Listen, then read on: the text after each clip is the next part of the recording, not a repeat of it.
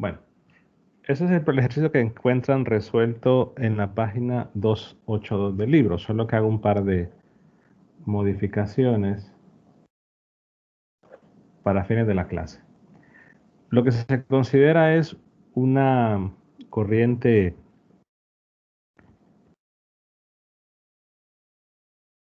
recta, es decir, hay una distribución de carga lineal, pero va a ser finita. Nuevamente, en la carga vamos a considerar que se está moviendo hacia arriba y que claro, tendría que haber un retorno, ¿no? Un retorno en algún lugar. Quizás la manera más práctica de modelarlo, qué sé yo, podría ser así, ¿no? Tuviésemos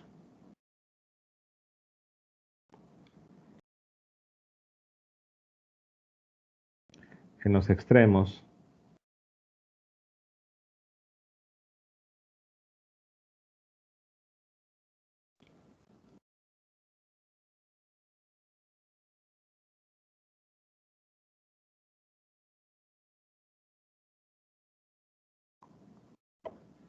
pero que solo nos interesa el efecto de esa porción de longitud L,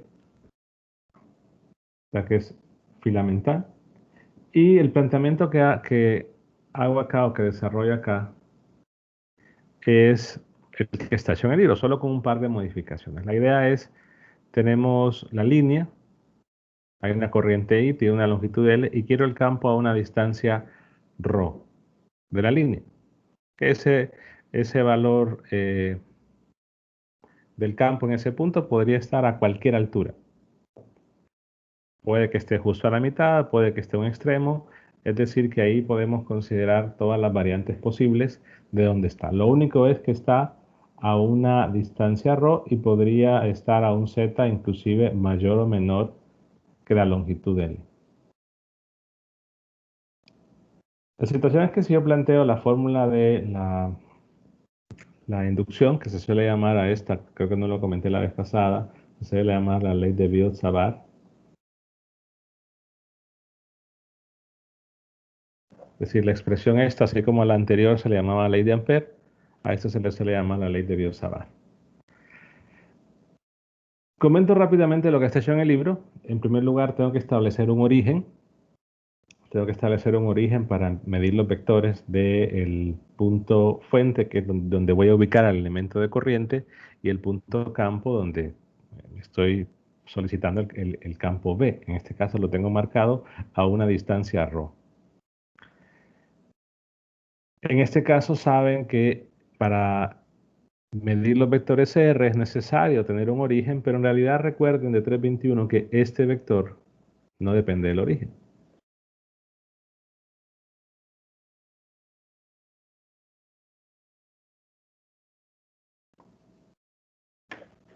No depende del origen. Por lo que ustedes pueden tomar el origen donde ustedes quieran. Particularmente yo voy a tomar el origen acá. Y voy a considerar que la porción finita de la línea, o esa porción, perdón, finita de línea, coincide con el eje Z. Al final de cuentas, recuerden, este vector relativo R mayúscula no depende del origen. Ustedes pueden tomar el origen donde quiera, el resultado va a dar el mismo. Evidentemente, la elección del origen pues va a tener eh, diferencias en cuanto al procedimiento, porque en un origen diferente quizás el límite o los límites de dónde a dónde van a calcular su integral podrían cambiar. Si observan en Bagnes, él toma el origen justo en el punto que está a la misma altura que el punto donde quedó el campo, o sea que Bagnes toma el origen ahí. Pero van a ver que llegamos a la misma respuesta y confirmando eso, ¿no? De que, bueno, lo saben de 321, que no depende ese vector R del origen. Entonces tomo mi origen en la parte de abajo, justo en el extremo inferior de la línea. Voy a considerar que el punto donde quiero el campo forma ese triángulo junto con la línea y hay ángulos alfa 1 y alfa b, que son los ángulos que se forman por la línea y la recta que va del extremo de la línea en los dos lados, extremo inferior y superior, al punto B. O sea que esos ángulos alfa 1 y alfa 2 dependen evidentemente de dónde coloquemos el punto. La situación entonces es que si yo defino el vector relativo, primero debo calcular los vectores del punto fuente y el punto campo, y digamos que los tengo marcados acá.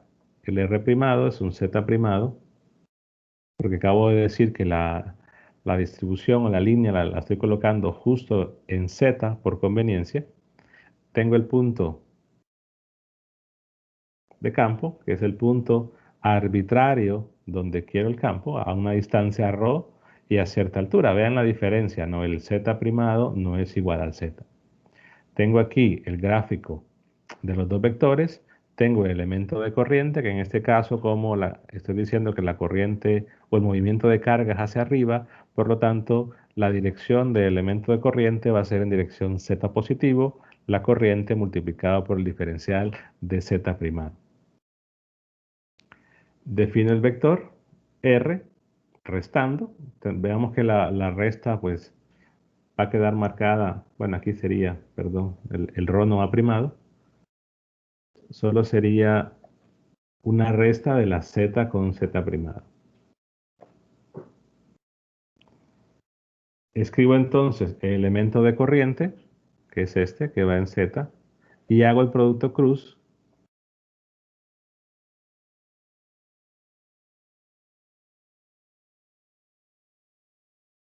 con el vector R. Notemos que cuando hagamos el producto cruz de la componente Z con la componente Z, el resultado va a ser 0, ¿no? Entonces solo tendríamos el resultado del producto cruz de la componente ρ y el elemento de corriente. Básicamente tenemos que hacer entonces el producto cruz de Z y ρ. De acuerdo al círculo que mencioné antes, al círculo de Hamilton, al seguir la trayectoria que tengo marcada aquí, el resultado del producto cruz es positivo. Entonces Z cruz ρ sería positivo phi. Por lo tanto, tendría que ese producto cruz es I primado, desde Z primado, ρ y el vector o la dirección que tendría ese producto cruz es dirección de phi. Notemos que en este caso la variable de integración es z.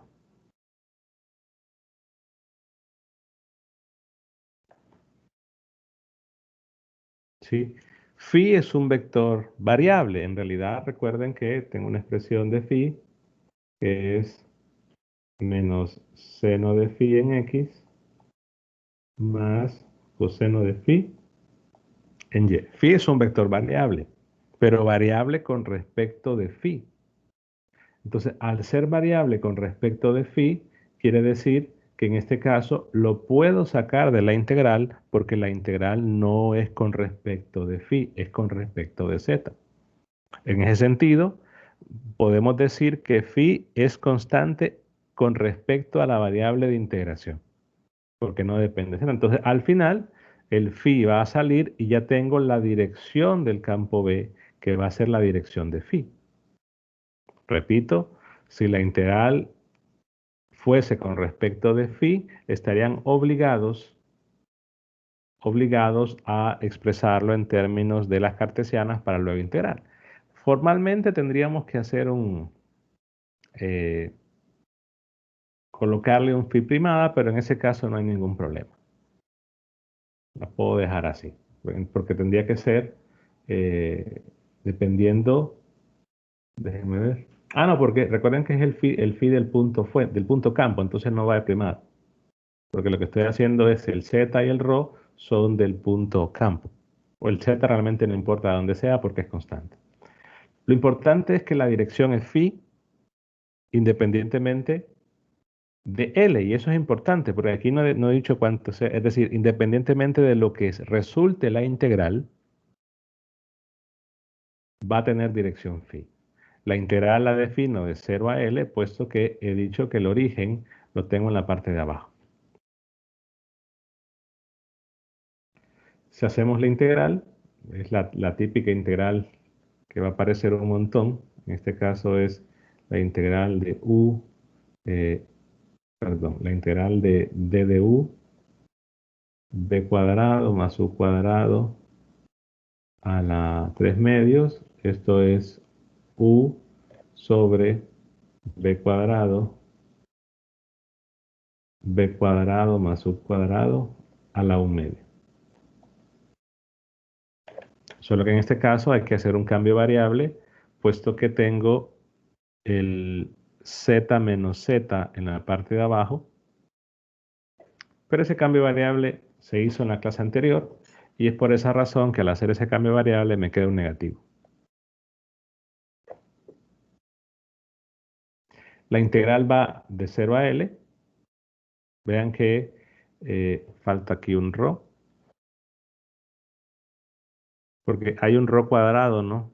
Y el ρ que estaba arriba, entonces se elimina y lo que me queda es el ρ cuadrado sale de la integral, lo que sería el b cuadrado en este caso. Integro, evalúo y me queda esto. Vean que queda en términos de z y en términos de L. Pero va a ser más práctico, y vamos a ver por qué, que yo exprese esta integral y se va a poder hacer en términos de esos ángulos que he llamado al inicio, que los tengo marcados aquí, alfa 1, alfa 2. Al marcar un pequeño triángulo en esta parte, pueden ver que el coseno de alfa 1 es simplemente z sobre la hipotenusa, que sería en este caso raíz cuadrada de ρ más z cuadrado. Por lo tanto, el primer término es justamente coseno de alfa 1. Y el otro, si yo veo el triángulo que incluye a alfa 2, que es este, ustedes pueden verificar que el coseno de alfa 2 es L menos Z entre la hipotenusa, que es ρ al cuadrado más L menos Z al cuadrado. Y esto es lo que tenemos aquí, con la salvedad que están al revés, ¿no? Pero claro, como hay un negativo, yo invierto el orden para que me quede de esta forma, de la manera que está a la derecha, y al final de cuentas obtengo esta expresión. Y vean que tiene dirección de phi.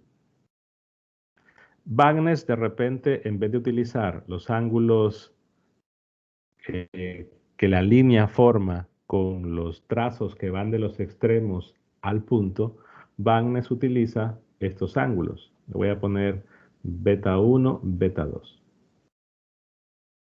Ahora, el resultado está, realmente es igual. En términos de qué ángulos lo dejan, no importa. La diferencia es que si ustedes lo dejan en términos de beta 1 y beta 2, le van a quedar, perdón, senos en vez de cosenos. Ahora, el detalle de la integral, repito, no es nada eh, complicado. Lo que me interesa es el resultado. Repito, el ejemplo lo tienen resuelto ustedes en el libro de Bagnes. Aquí más o menos es un esbozo de lo que se hace. Aquí, perdón, voy a poner este arroba acá para que no quede como que fuera resta. Punto importante, que este campo para esa porción de línea tiene dirección phi y es independiente de cuánto es la longitud. Independientemente de cuánto sea la longitud, la dirección va a ser phi. Ahora, ¿qué sucede si la línea es infinita? Entonces, si la longitud L es infinita, estaría diciendo que voy a extender la línea que antes era lo que estoy marcando en azul, la voy a extender al infinito y al menos infinito. Por lo tanto, si se va al infinito y al menos infinito, ambos ángulos, alfa 1 y alfa 2, en el caso de ser L infinito, pero debo prolongarlos en los dos extremos, ambos ángulos ustedes pueden comprobar que va a ser cero.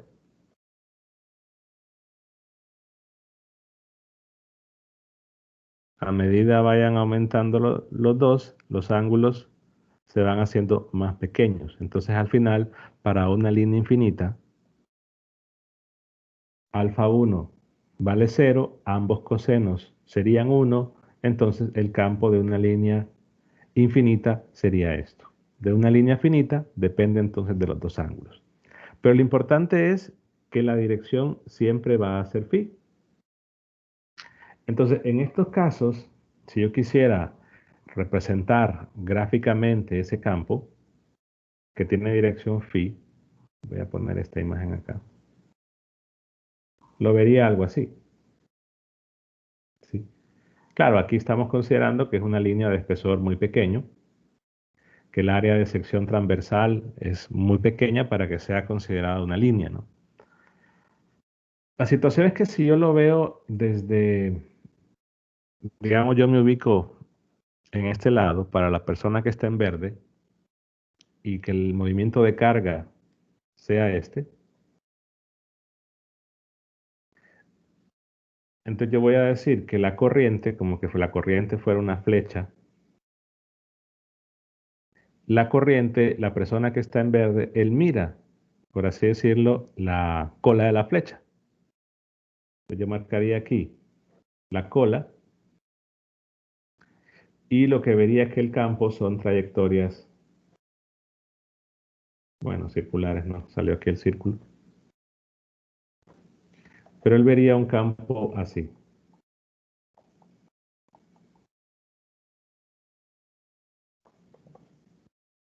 Pero estaría hablando que en este caso esa X representa la corriente que está entrando, por así decirlo, a la página.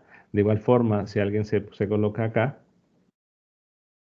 él lo que va a ver es la punta de la flecha y la punta la voy a representar acá. Entonces, el que mira la cola, miraría el campo en el sentido antihorario, ¿no? Perdón, en el sentido horario.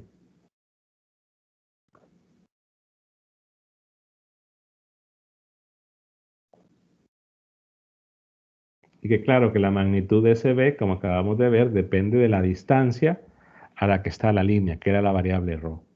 En cambio, la otra persona, el que ve la punta de la flecha, en este caso la vamos a marcar con un punto, pero aclaro que es la corriente. En este caso, el dirección de movimiento de la carga, él miraría un campo en dirección antihoraria.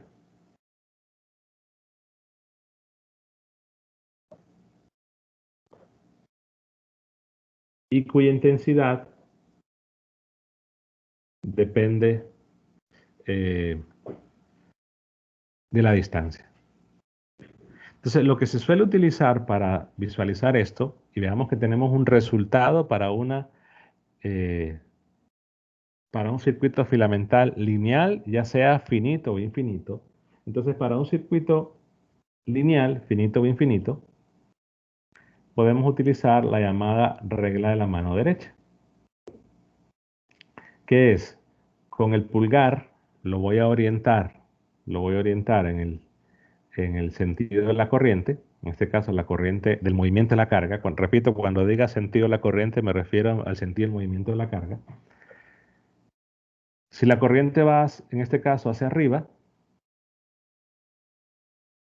entonces voy a colocar el dedo pulgar justo en la línea apuntando hacia arriba y según cómo se enrolle la mano, según el enrollamiento de la mano, que en este caso, visto desde arriba, para una persona visto desde arriba es un enrollamiento en el sentido antihorario, va a ser la dirección del campo, o al menos serían las líneas del campo B. O sea que yo ubicaría la corriente en el dedo pulgar y el sentido del enrollamiento de la mano me daría en la dirección del campo B. Claro, esta es una cuestión para hacerlo en vivo, de repente buscar un video de alguien con la mano enrollando. Aquí básicamente, en la otra imagen, quizás si ustedes se ponen ahí, voy a ver si puedo dibujar una mano. Se ponen con el pulgar, la mano derecha evidentemente. Bueno, no sale tan bien.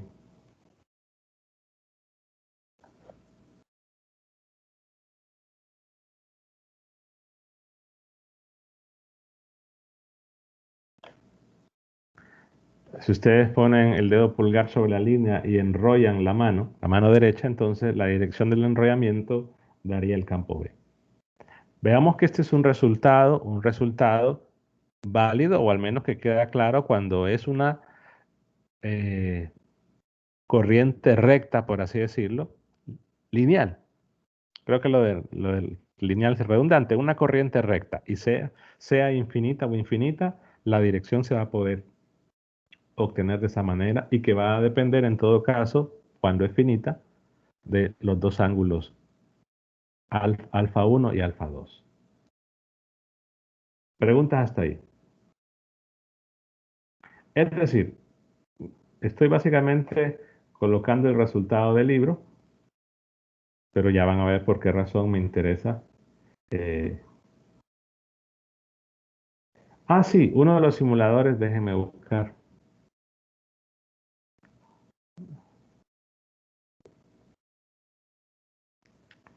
Creo que era este, ¿no?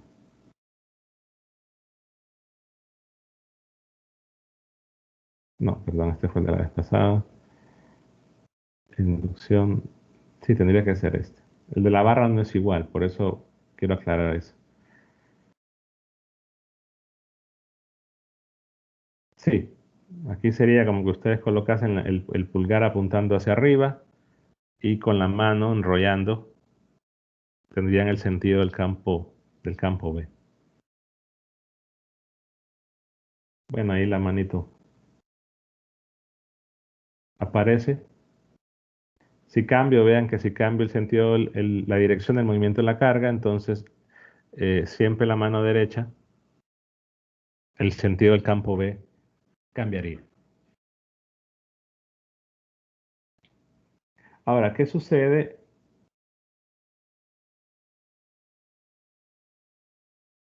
Sí, ya más que la mano. Lo que pasa es que me gustaría una animación que la mano girase. Había una, pero lamentablemente como eh, las animaciones Flash ahora ya no, desde el, creo que diciembre del año pasado, las animaciones Flash ya no son compatibles con un montón de navegadores, entonces ya las animaciones se perdieron, al menos que los que las hicieron las programen en otra opción que no sea Flash. Pero bueno, lo importante es el resultado este. Ahora, ¿qué sucede en una distribución que no sea lineal? Por ejemplo, vamos a decir, una espira circular, es decir, un circuito que nuevamente tiene que tener algún retorno, digamos que este es el circuito y que por aquí viene, en algún lugar tendría que estar el retorno a la batería, ¿sí? Pero me interesa la parte circular. Entonces, la situación es que aquí el resultado tenemos que tener mucho cuidado, porque si ustedes empiezan a seguir la regla de la mano derecha,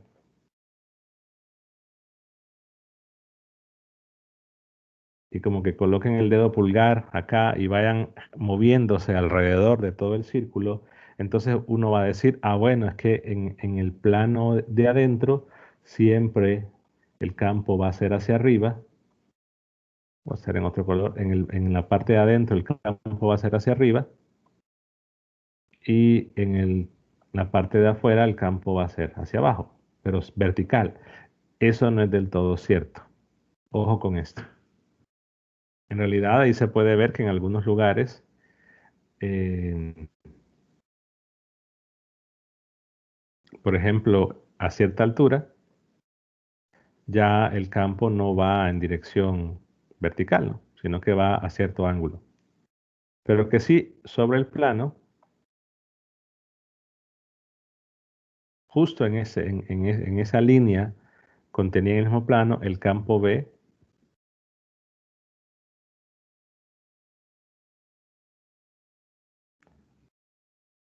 va completamente vertical, al menos en este dibujo.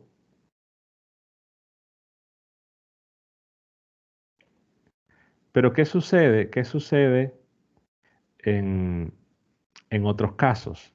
Es decir, en otros puntos, si en realidad es cierto que va a ser completamente vertical justo en esa línea, o de repente podrá haber que en algunos lugares, aunque estemos en esa línea, en el mismo plano del espira circular, el campo va a tener otra dirección. Ahora, ¿por qué razón yo no puedo utilizar en principio este resultado? Porque vean que aquí, para esta expresión, ya hice la integral, o sea, ya consideré todo el efecto de esa longitud L, que era lineal. Entonces, si yo tomo una pequeña porción, digamos, lo voy a hacer acá.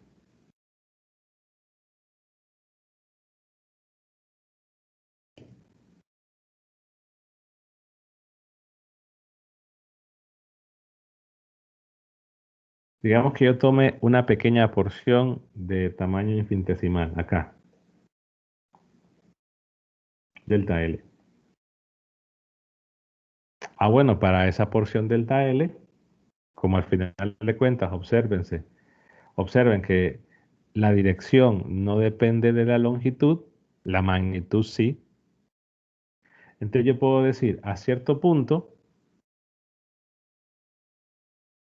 es como que tenga la línea así, pero que sea una porción de longitud muy pequeña. Entonces, a cierto punto, el campo aquí,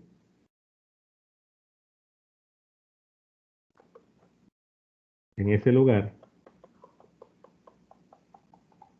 tendría la dirección de phi. Solo que sería un phi, en este caso, si la carga se está moviendo en este sentido, pero lo voy a dibujar en otro lado porque ahí no se ve tan bien. Digamos acá. Aquí tengo una pequeña porción de cierta longitud. Entonces, el campo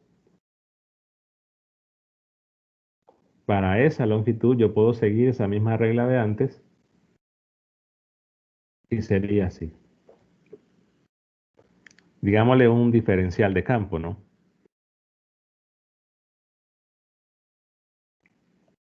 Aunque aquí voy a marcar B, estaría hablando que es el diferencial de B.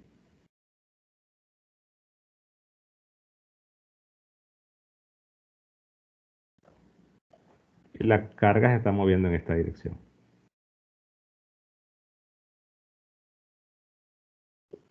El problema es que aquí solo es la contribución de esta parte. Yo debería considerar todas las otras contribuciones para porciones muy pequeñas, después sumarlas.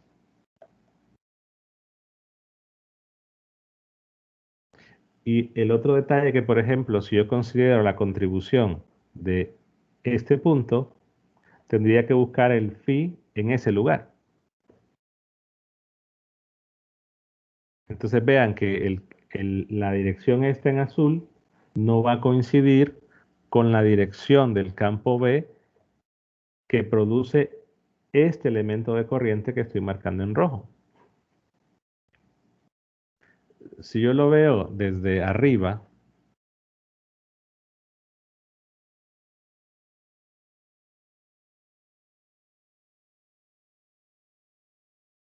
lo que estoy diciendo es que para el elemento en amarillo tendría en este punto una dirección phi que tengo cierta magnitud para otro lugar, para el elemento en rojo, tendría una dirección phi, pero claro, si el punto está sobre el plano, si el punto está sobre el plano del círculo, entonces evidentemente los dos phis, aquí no lo dibujé tan bien, los dos phis van a apuntar en la misma dirección, pero la magnitud va a ser diferente. Pero si ya considero, por ejemplo, este punto, que no está sobre el plano, entonces la dirección de un phi y la del otro van a ser completamente diferentes. Entonces, sobre el plano, la dirección phi para esa porción infinitesimal sí va a ser perpendicular, pero la contribución depende de la distancia, ¿no? En ese caso tendría una distancia ρ1 y una distancia ρ2. Entonces ya aplicar la regla de la mano derecha aquí solo va a funcionar para puntos sobre el plano, que en este caso el phi, eh, en primer lugar, coincide. En segundo lugar, que tenemos que hacer una integral para cada contribución. Y esa integral, vean que va a ser con respecto de phi, y ahí tendremos otro problemita, porque el resultado de la integral, al ser dependiente de phi, debo integrar la componente. Entonces, en ese caso, es más complicado decir cuál va a ser la dirección del campo B en todo punto. Lo que sí podemos decir, y es otro ejemplo que está en el libro, es que si quiero calcular el campo B en el eje de la espira,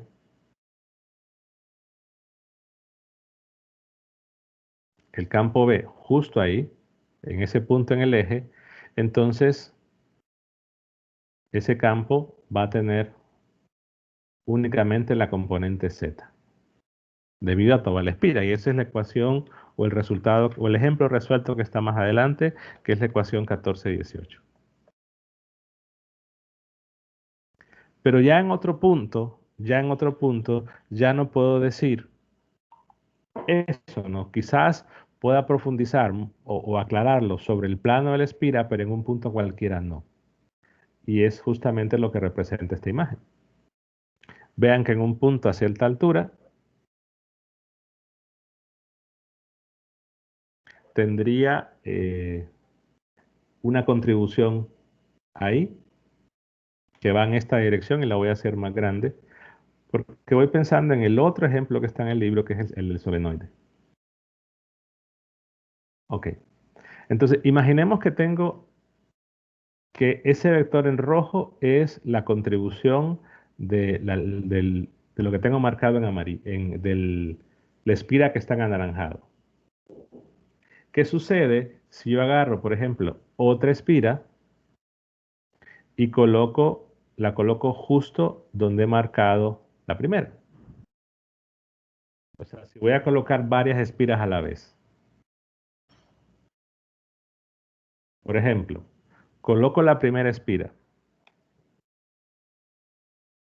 Sé que en esa primera espira el campo B, justo sobre la línea, justo sobre el plano, va a tener la dirección Z, pero en otro punto arriba no.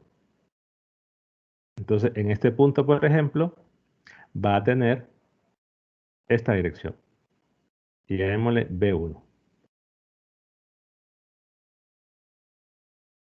Si yo coloco otra espira y yo la coloco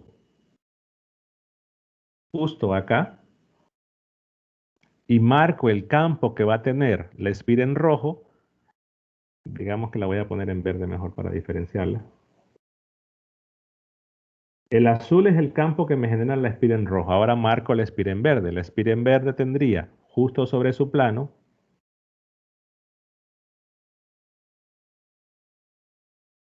pero vean que en este punto, en el punto de interés, si ya superpongo las dos espiras, en ese punto ya tendría la contribución en anaranjado, que es de la espira verde, y la contribución en azul, que es de la espira roja. Entonces, el campo en ese punto, debido a las dos espiras, ya no va en Z. Y es más, solo hay un único punto donde yo haga la suma de los dos campos en ese lugar, que el campo va a ir en dirección de Z, y es en el eje, solo ahí. O sea que si yo tengo dos espiras o tres espiras, el único lugar donde el campo va a ir en dirección del eje Z es en el eje de ellas. Entonces, si empiezo a colocar varias espiras juntas,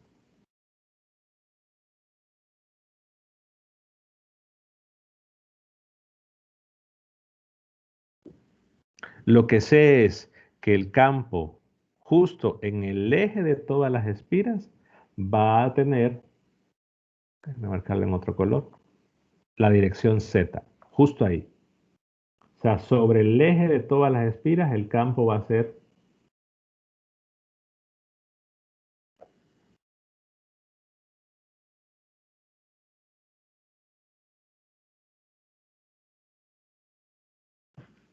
Pero dentro, por la superposición, como lo acabo de mencionar, dentro el campo pues puede ser algo así.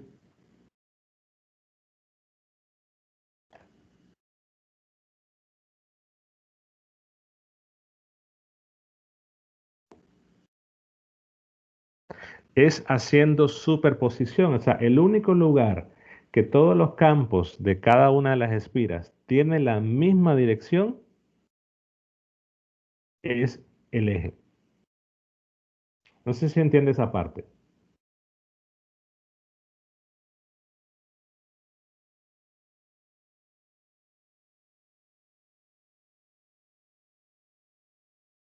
Sí, ¿Seguros?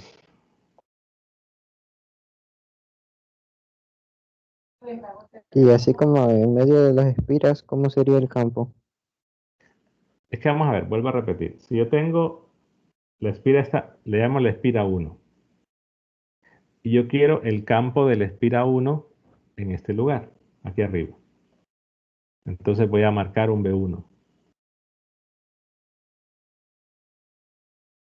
Y en el centro marco un B1.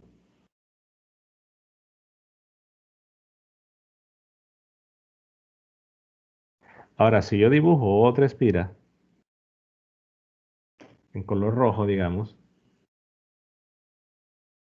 y la coloco aquí, y quiero el campo que esta espira produce en el punto, voy a ponerle punto A y punto B a este. Quiero el campo que la espira en rojo produce en el punto A. Entonces, la espira en rojo en el punto A produce un campo, como este es el eje, un campo que va también acá. O sea que ahí coincide el que produce la espira en rojo. Ahora en el punto B la dirección va a ser quizás diferente. Lo mismo lo puedo hacer en el punto, por ejemplo, en el punto C.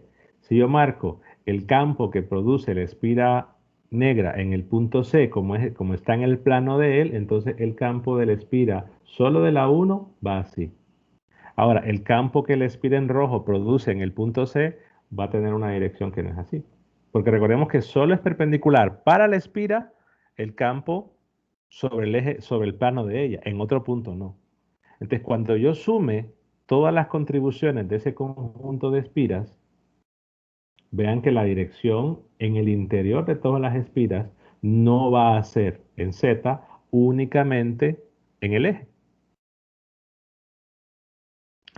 Ahora, si yo digo que es un campo vectorial, entonces el campo en el punto interior, digamos, si fueran coordenadas cilíndricas, ese campo de un conjunto de espiras va a tener las tres componentes.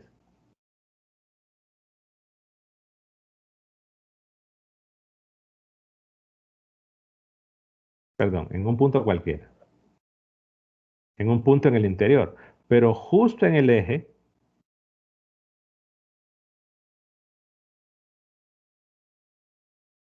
solo va a tener una componente. Quiero que vean la diferencia. Entonces, recapitulando todo otra vez. La idea de la regla de la mano derecha la puedo aplicar para un tramo de línea recta. Para una porción circular hay que tener cuidado en qué punto la estoy utilizando, porque repito, me va a servir utilizarla, pero no puedo decir nada de la magnitud, porque en realidad para ver la magnitud tendría que integrar. Pero al menos la dirección la puedo marcar y eso me permite marcar la dirección con la regla de la mano derecha para una sola espira. Si ya tengo varias, pues tendría que hacer la superposición, al menos marco la dirección para cada una de ellas usando la regla de la mano derecha, con la magnitud no puedo decir nada todavía, y me doy cuenta que el campo B en el interior de un montón de espiras va a tener las tres componentes, exceptuando en el eje D. Claro, considerando que todas las espiras tienen la misma longitud y que en cada una, ¿verdad?, está circulando la misma corriente I. Entonces hay que tener cuidado con el uso de esa regla de la mano derecha. Pero lo importante aquí de resaltar es que el campo eh, en un solenoide, que ese es el otro punto importante, digamos que tenemos una cierta sección transversal y un solenoide simplemente es considerar una línea o un cable que está simplemente enrollado.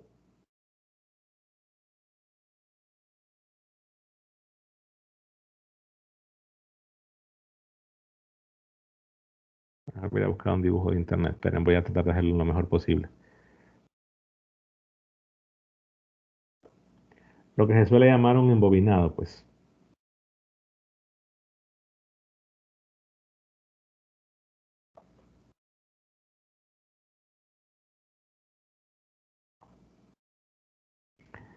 Claro, si podemos considerar, número uno, que la separación entre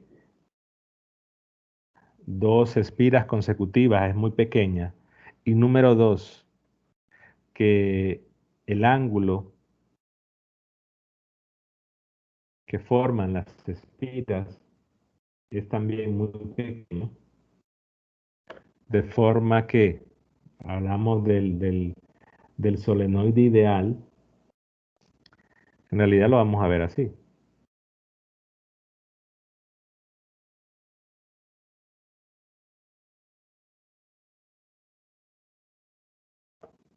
De forma que las espiras están muy pegadas y que el ángulo es muy pequeño. Hablaríamos del solenoide ideal. Y eso sucede, ¿no? Que el que ha visto un embobinado, en realidad el ángulo es casi nulo, es muy, muy pequeño. Entonces, según lo que acabamos de ver, yo puedo ver que en este caso la corriente que está circulando es I y que pasa por todas las espiras. Ahora, sea esto un solenoide finito o sea un solenoide infinito. Lo importante es que lo que acabo de decir es que en el eje, justo en el eje, el campo tiene esta dirección. En otros puntos del eje, no. O sea que en un punto, por ejemplo aquí, yo puedo decir que el campo va a tener las tres componentes si estoy considerando que el eje del solenoide es el eje Z.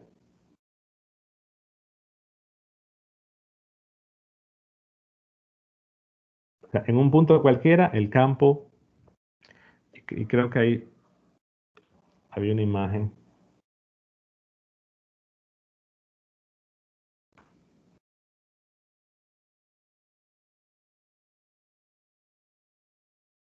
que se vea clarito,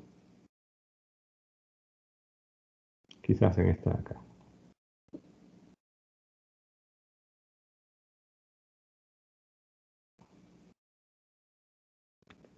Creo que ahí se puede ver más claro. Vean que la dirección del campo justo en el eje es esta. Claro, podríamos en este caso entonces utilizar la regla de la mano derecha, la regla de la mano derecha para establecer la dirección. Entonces ustedes colocarían el pulgar en el sentido de la corriente y la regla de la mano derecha sí funciona o me daría la dirección justo en el eje. En los demás no. Si en otro punto que no sea en el eje, la regla de la mano derecha al enrollar en el sentido que va la corriente, es decir, colocar el pulgar y enrollar la mano, o sea, por ejemplo, si yo lo veo desde este ángulo, que aquí va la corriente, en este caso, digamos, va aquí, entonces yo coloco el pulgar ahí y la pregunta es, si la corriente va o el momento de la carga es en esta dirección y yo veo el plano, el campo B estaría entrando o saliendo.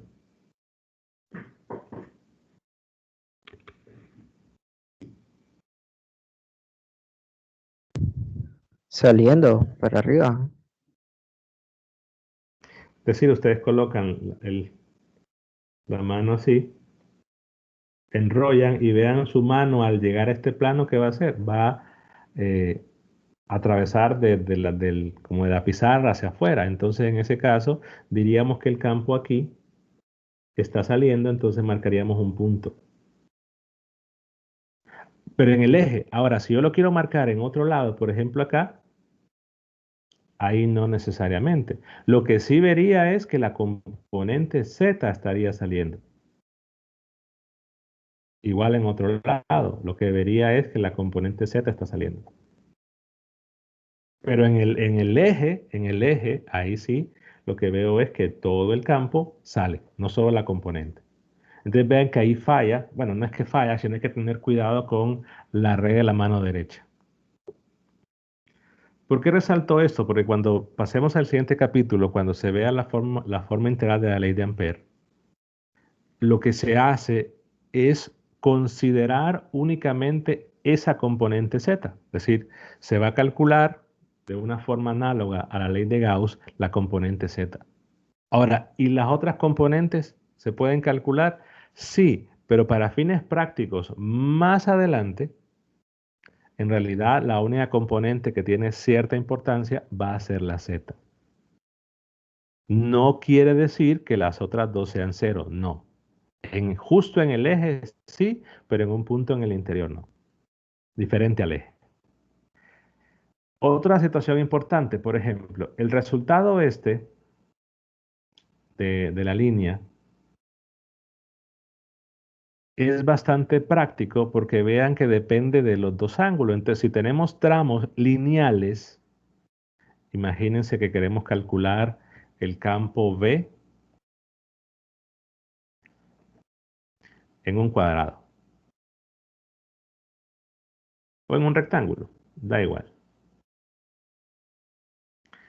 Entonces, si yo quiero calcularlo, por ejemplo, tengo el rectángulo, tengo cuatro tramos, digamos el tramo 1, el tramo 2, 3, 4. Voy a marcar que la corriente, digamos, viene en esta dirección. Repito que el movimiento de carga es así. Y que tengo aquí una longitud A y una base B. Entonces imaginen que me piden el campo justo en el centro.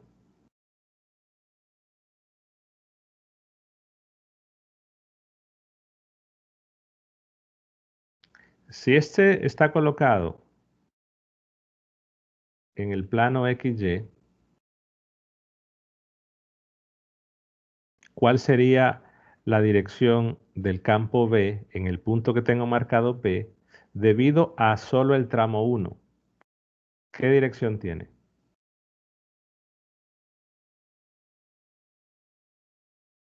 Bueno, recordemos, para una porción finita o infinita, el campo va en De phi, dirección de ¿verdad? phi. Pero si estamos en el plano, perdón, YZ,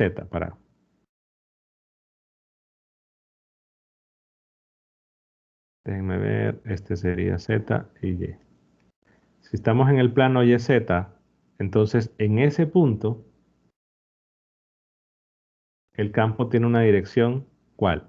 De phi, pero si es un punto sobre el plano YZ, ¿cuánto valdría phi? X. X no, menos X. Bueno, O ustedes siguen la regla mano derecha para solo esta porción y dicen, ah, bueno, para la porción uno en el punto P, tal vez encuentre un dibujo de una mano después, estaría entrando, en el caso del 1, estaría entrando a la pantalla, en el caso 2, en el caso 3, en el caso 4. Entonces, al final, todas las contribuciones, el campo B en ese lugar entra. ¿Sí? O sea que la dirección sabemos que va a ser menos Y, perdón, menos X. ¿Cómo puedo encontrar la magnitud?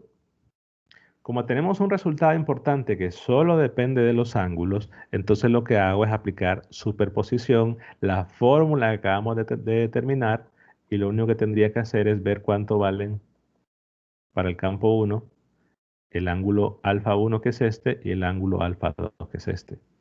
Luego para la porción 2, que sería el campo 2, ver cuánto vale este ángulo y así sucesivamente. Entonces podría encontrar eh, el campo P en ese lugar. La situación importante es que por la simetría que ven, dado que es un rectángulo, en realidad el campo B que produce esta porción en el punto P, que digamos que el punto P está en el centro, ojo con eso. El campo B, la magnitud que produce el tramo 1 y el tramo 3 son iguales, ¿no? ¿Por qué? Porque los ángulos son iguales. Es decir, este ángulo de acá es igual a este, y este ángulo de acá es igual a este. Perdón, este sería. Son iguales. Déjenme ver. Este igual a este, sí, ahí. Entonces, los dos campos que producen las dos contribuciones son exactamente iguales. Y al aplicarla en la mano derecha, ambos vectores van en dirección de menos x. De igual forma, puedo calcular la contribución del tramo 2 y va a ser exactamente igual que la contribución del tramo 4. Entonces, en este caso, puedo aplicar directamente esa fórmula, solo que tengo que ir trasladando los ángulos, ¿no?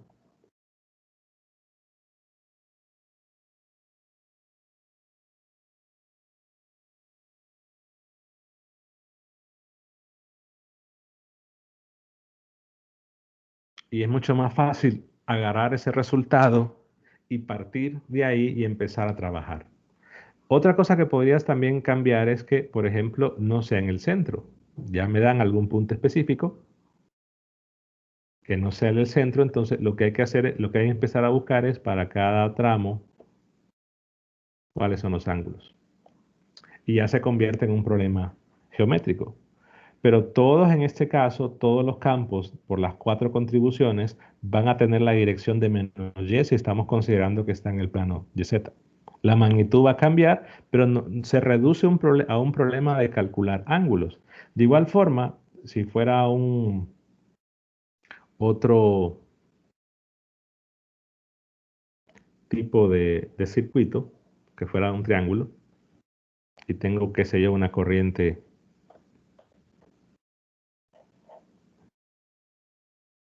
I, y quiero, por ejemplo, el campo de esas tres, digamos que el triángulo es equilátero por simplicidad, y quiero el campo acá. Claro, el punto B me van a decir, dónde está ubicado. Entonces, ¿qué necesito? Necesito para la primera contribución los ángulos. Es decir, el ángulo alfa 1 y el alfa 2. Y ya sé que si ese punto está en el mismo plano del circuito, por la regla de la mano derecha, el campo B entraría. Entonces el campo B en ese punto va a estar entrando. Debido a la contribución 1. Ojo, ¿qué necesito medir? ¿Cuánto es el ángulo 1 y el ángulo 2? Ahora, en el caso de el 2,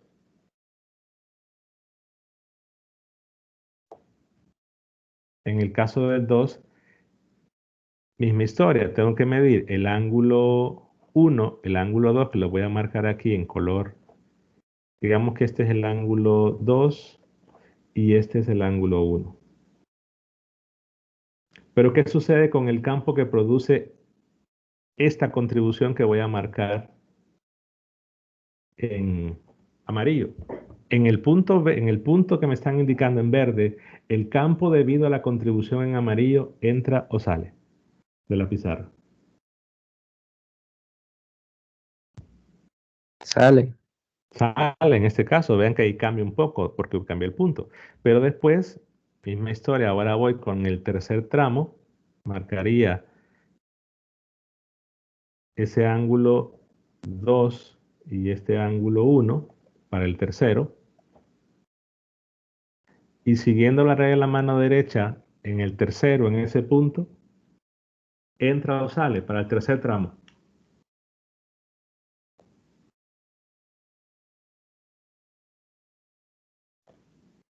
Solo coloquen el pulgar donde he marcado el vectorcito en rojo, ahora enrollen su mano queriendo pegar en el punto B. Ah, Entonces está entrando. Entonces, ¿qué va a suceder? Que van a tener que medir ángulos, pero todo se reduce a medir ángulos, pero hay que tener cuidado si ese vector B va a entrar o va a salir. Pero es una idea que se puede aplicar en un montón de problemas que estén o que consistan en tramos de recta. Incluso hay un problema clásico que aparece creo en una guía que les voy a subir, que habla de un polígono de n lados. Aquí es un polígono, considerando que es equilátero, es un polígono de 3 lados, pero podríamos hablar de un polígono de n lados. Y evidentemente es más simple, más rápido calcular cuando es el centro de el centro geométrico de la figura. Pero si es un punto no en el centro, todo se reduce a ángulos. Bueno, para mañana voy a subir un video con un problema de este estilo. Se va a establecer cuáles son las coordenadas de los puntos y créanme que es más fácil medir ángulos que integrar. Alguien me puede decir, bueno, voy a integrar los 3 tramos, pero como están inclinados, hay que expresar la integral en función de una sola variable, entonces es más fácil medir ángulos que integrar, al menos en este caso. ¿Preguntas hasta ahí?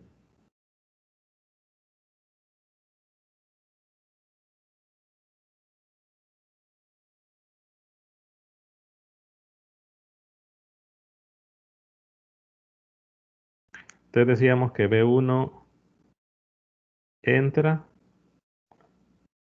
el B2 sale y el B3 entra. ¿Preguntas?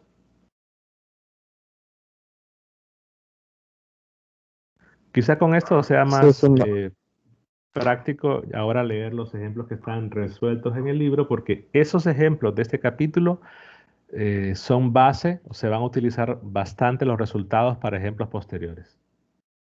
¿Sí? ¿Preguntas?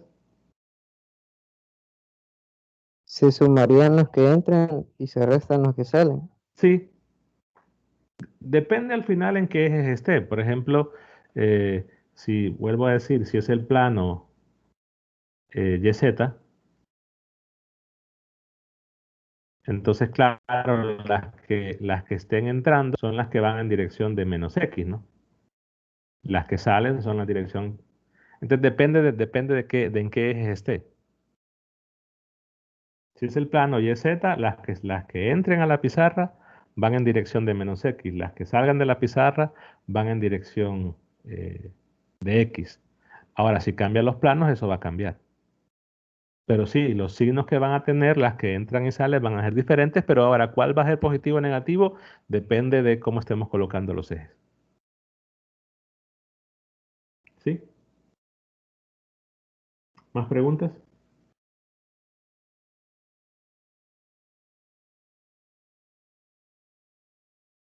¿No? Bueno, entonces para mañana voy a subir un ejemplo más o menos siguiendo esta idea para que lo vean en el transcurso de mañana. Si no hay preguntas, pues nos vemos el miércoles. Gracias.